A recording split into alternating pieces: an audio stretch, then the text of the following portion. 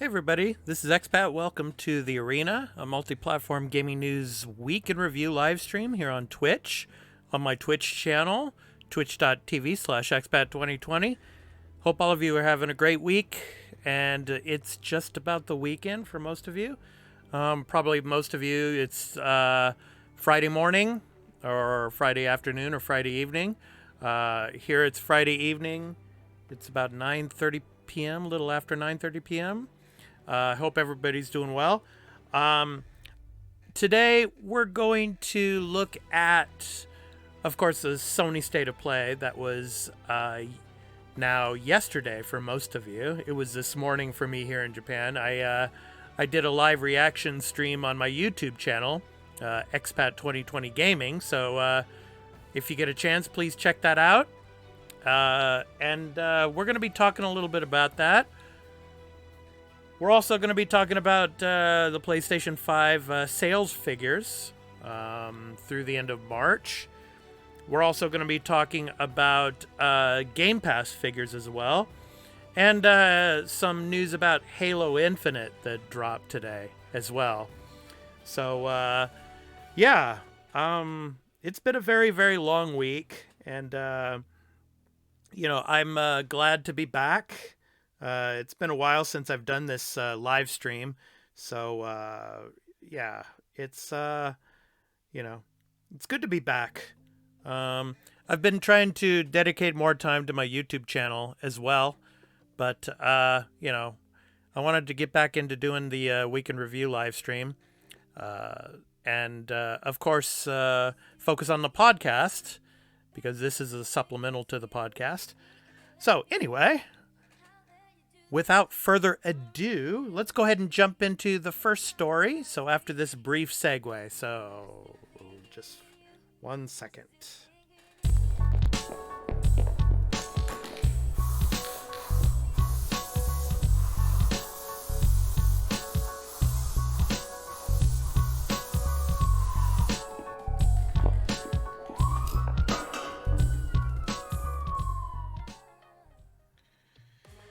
Okay, so, the State of Play that happened yesterday for most of you, happened this morning for me here in Japan. We got, first, a couple of indie titles, but there are already indie titles that we knew about. Subnautica, Below Zero, the expansion that's going to be coming. Subnautica is a really good game. Any of you that haven't played it before, you should try it. So Below Zero expansion is going to be coming in May, on May the 14th. And then we got a short little preview about Among Us.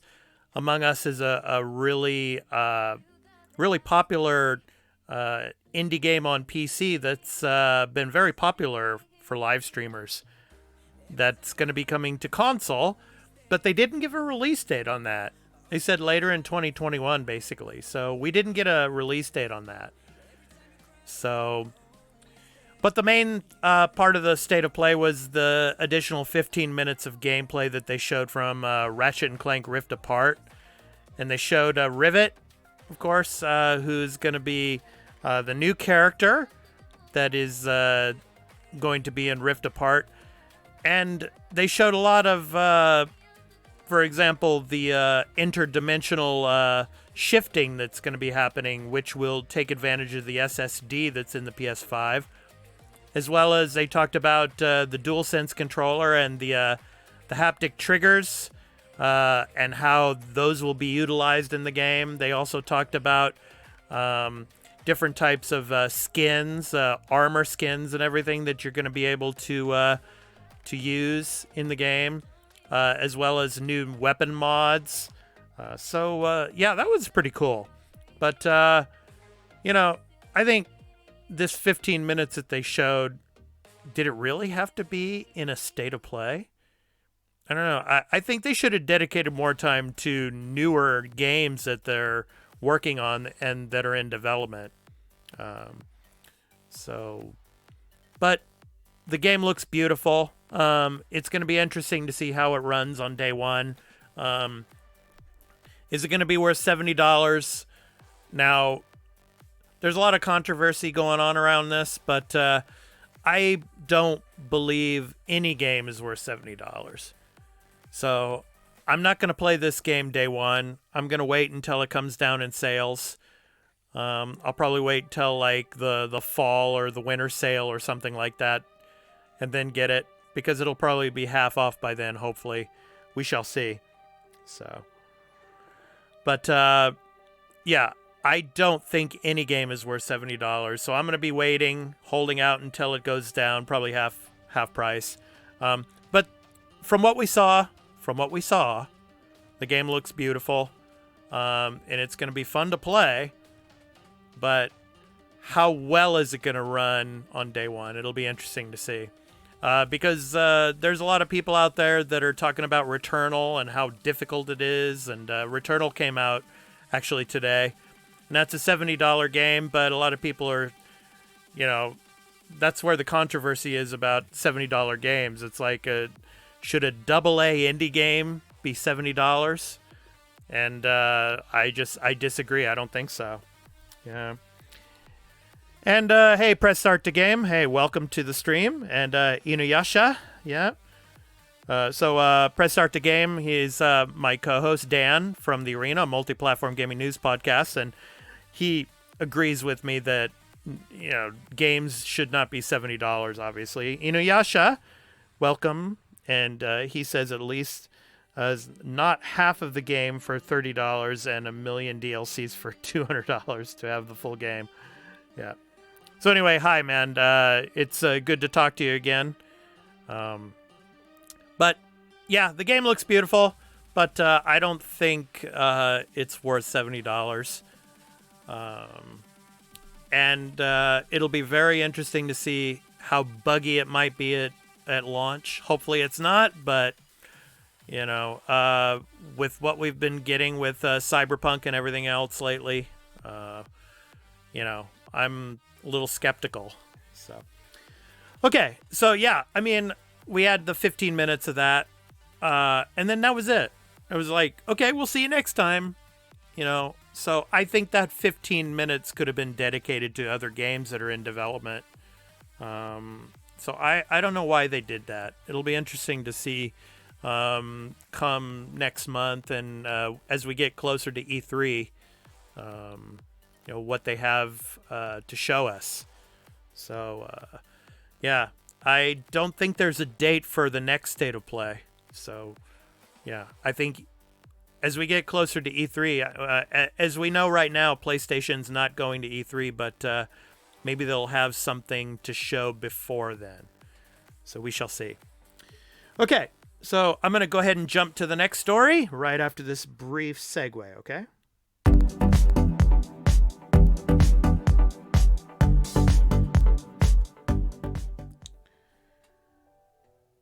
Okay. So in the next story, Sony has sold 7.8 million PS5 consoles. So this is from The Verge. 3.3 million moved from January to March. So this is an interesting figure because were there actually 3.3 million PS5s out in the wild, or 3.3 million PS5s to be sold? It's really interesting how they come up with this number, but if this is true, which I don't think that it wouldn't be, right? Anyway, it has surpassed the PS4 numbers from 2014 March. So the PS4 had sold 7.6 million PS4 consoles at the end of March of 2014, whereas the PS5 has eclipsed that now. So 7.8 million. So congratulations to Sony on that, Mark. As we start to get more and more consoles and the chip developers, Inuyasha says the scalpers market is wild. Yeah, that's for sure. But as we start to get through COVID and we start to get more of the chip development, pumped out, I think, the sales of the PS5 is just gonna skyrocket. But will it surpass sales of PS4 at the end of its life cycle? I don't think it's going to. This is just my personal opinion. I think the PS4 is still selling. So I don't know, because as we've talked about on the podcast, I think there's going to be either a PS5 Pro within the next 2 years or a PS6 in the next 3 years or so. So, yeah.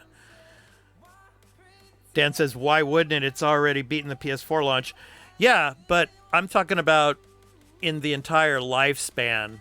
I don't think the lifespan is going to be as long, Dan, as the PS4's lifespan has been. We shall see, but I don't know. I mean, the PS4 was, phenomenal, and it's still selling, so we shall see. So anyway, that is the PS5 sales figures for the end of March. So now, let's go ahead and talk about Game Pass. So I'm going to go on to that right after this. Right after this, no, it's not over.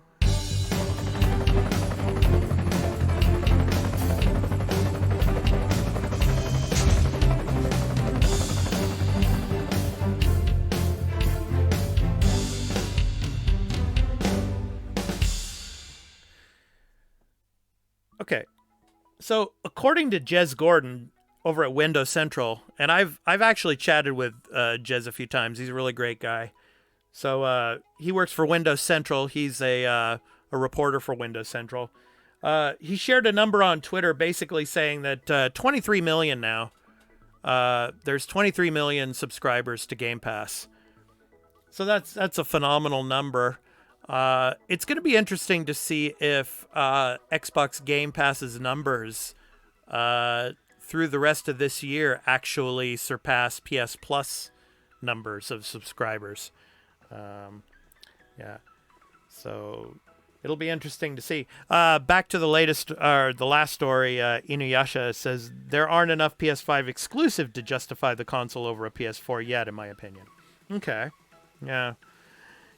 Well, if the story earlier in the week with Jim Ryan saying they're going to double down on putting money into the exclusives, we shall see about that. But anyway, so yeah, Game Pass. We've talked about this a lot on the podcast. I mean, it's a phenomenal service. It's kind of like the Netflix of gaming. Now it's up to 23 million. And it's gone up from 18 million in January to 23 million. So that's incredible. And so many good games coming out on it. I'm going to be talking about this tomorrow on the podcast, but I've been playing. It just came out on Game Pass this week, and it's in game preview. It's called Second Extinction. It's kind of a game where you're in this, for example, planet, roaming around a planet, actually, and there's a bunch of dinosaurs roaming around, and you're basically fair game to the dinosaurs. So it's a first-person shooter. It's pretty fun to play. I'll be talking about it a little bit more tomorrow, but during the episode of the Arena podcast. But yeah, I mean, lots of these games coming to Game Pass day one. I mean, Halo Infinite's going to be coming later this year to Game Pass day one. So, and with all the studio acquisitions, we shall see what happens. It'll be interesting to see. But yeah, 23 million subscribers now, as per Jez Gordon over at Windows Central.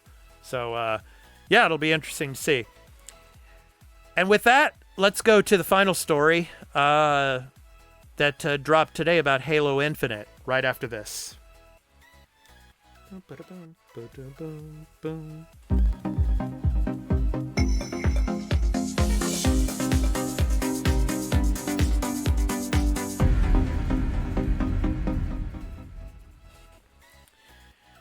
Okay, so the final story I want to talk about tonight, Halo Infinite will support crossplay and cross-progression on Xbox and PC. So the multiplayer customization in progress will sync across PC and Xbox. So this is really cool. I'm interested to know what you guys, for Halo Infinite, when you do get around to playing Halo Infinite, are you more interested in playing the campaign first or just jumping right into multiplayer? I mean, for me personally, I'm going to jump into the campaign. But there's a lot of people out there that are going to probably jump right into multiplayer. So this is pretty cool.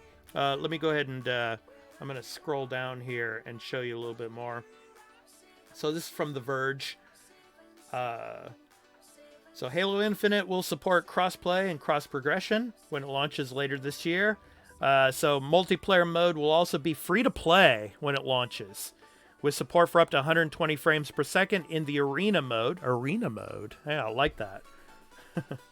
So on Xbox Series X, and Microsoft is also ensuring that all of the customizations PC players expect are available inside Halo Infinite, which includes support for ultra-wide monitors, triple keybinds, advanced graphic options, other customizations, things like that. So cross-progression is going to be a really cool thing, and cross-play between console and PC. So yeah, really looking forward to that. And they showed off some of the 4K PC screenshots of the game. So let's take a look at that a little bit.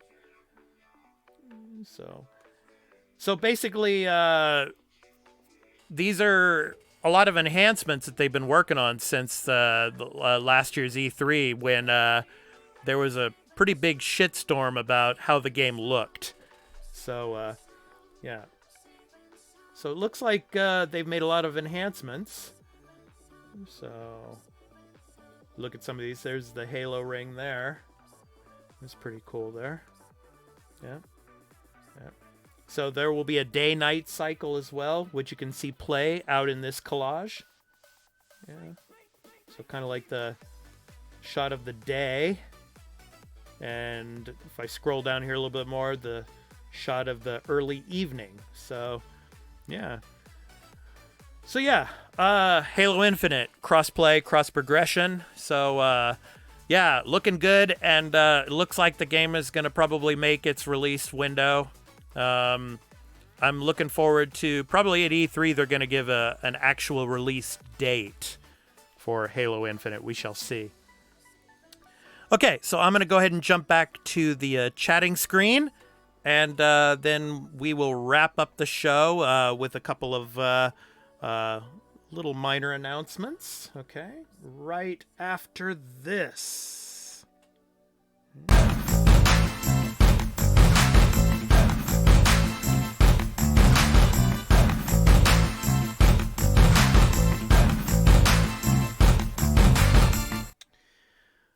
Okay, so today we talked about the state of play. We also talked about the PS5 outselling the PS4 as of March for its, 7.8 million consoles sold. Yeah, it was 7.8, I think, right? Yeah, 7.8, yeah. And whereas the PS4 was at like 7.6 at the same time back in 2014. Then we also talked about Game Pass, and Game Pass has reached the 23 million subscriber mark. And then cross-play and cross-progression with enhanced graphics and 120 frames per second for Halo Infinite, which, hopefully is going to make its release date, which I think it will. Yeah. So Inuyasha says the crossplay in Xbox PC and Xbox console don't work with Steam. That's sad for most co-op games. Yeah. And but the other Xbox Game Pass along with the Bethesda games is such a nice deal. Yeah, it is. And they're not finished yet. I mean, I have a feeling probably there's going to be some surprise announcements at E3 about even more partnerships. We shall see, but I think something's in the works. We shall see. But anyway, I just want to talk about the podcast. Our podcast, The Arena, Multiplatform Gaming News Podcast, goes up to Patreon on Saturday nights after we record. And then it goes up to all the free podcast services on Tuesday. So this week, our topic of the show is going to be gaming backlogs. So, I mean, Inuyasha, do you have a large gaming backlog? So we're going to be talking about our gaming backlogs. We're going to be talking about ways that we can get through those backlogs, and maybe some games that bite into the gaming backlogs and make it even worse. So we're going to be talking about that. And our special guest for the episode is going to be another Twitch streamer this week. Our special guest is Sad Boy G, who's going to make his first appearance on the arena with us.